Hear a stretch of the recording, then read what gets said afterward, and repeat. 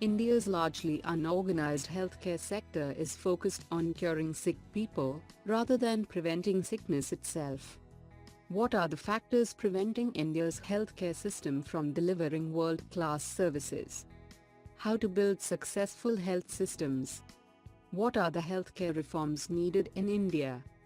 GS Paper 2, Issues related to health, education and human resources.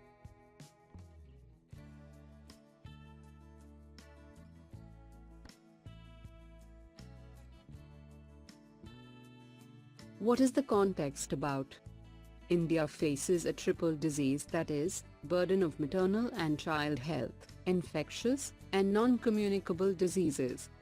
This is despite India's status as the third largest economy in the world, with annual spending of over 6 trillion on healthcare on its 1.3 billion population. 60% of healthcare expenditure in India is incurred by individuals whenever they seek care. Money is spent on seeking healthcare services from several informal providers and on purchasing large quantities of irrational medicines directly from pharmacies. What are the factors preventing India's healthcare system from delivering world-class services?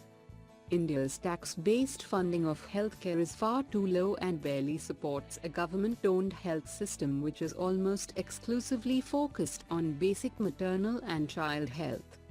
Health insurance covers less than 5% of total health expenditure.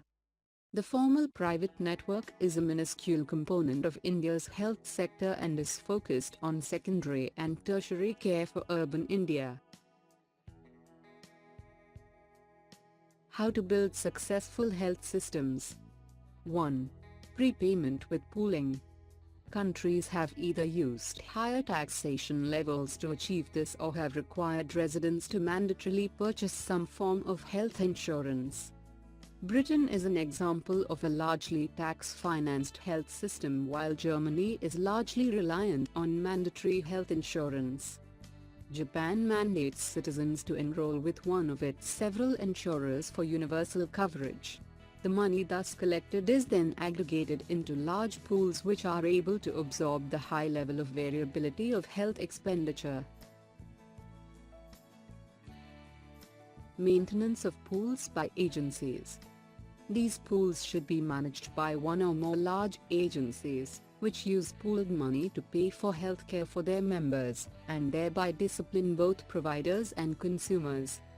Britain uses public trusts, Germany sickness funds, Japan uses multiple insurers, and Thailand adopts a single national health security office which buys only from primary care-led integrated providers. This enables the shift towards a futuristic healthcare design where payments to healthcare providers are based on achievement of outcomes. Active role of government. The government has to play an active role in designing and supervising the entire health system, instead of focusing only on the management of a health system owned by itself. What are the healthcare reforms needed in India? Integrate ministries. Healthcare is a very broad subject, and when we talk about bringing reforms in women healthcare, we have different ministry for that, and if we want to bring reform in rural healthcare, then we have rural ministry. So, integrate 5 ministries: rural, women and child, urban, education, and health, water. This will help us to cut through some red tapes. Make healthcare a center subject. There are some aspects which are center subject like family planning or infant mortality rate, and there are some subjects like public hospitals comes under state government. To avoid disparity, healthcare should be brought under central list. Build basic infrastructure. Majority of health centers in rural India don't even have basic facilities like water, electricity, etc. We don't even have one bed per 1,000 people. It has been noted that 2/3 of the healthcare problems can be solved by just providing clean water. Financial benefits in the form of tax holidays, exemption from GST, subsidies for adopting a village, etc. All these benefits will trigger the private investments. Subsidies should be given to manufacturers even during import of raw materials so that final cost of product can be reduced. Major healthcare challenges in India. Urban India is fast becoming a disease capital with the increase in lifestyle diseases like cardiovascular complaints, diabetes mellitus and cancer. Rural India is seeing a sharp increase in non-communicable lifestyle diseases like respiratory tract infections. Poor in urban and rural India are faced with communicable diseases like tuberculosis, sexually transmitted diseases, including HIV/AIDS, dysentery and typhoid.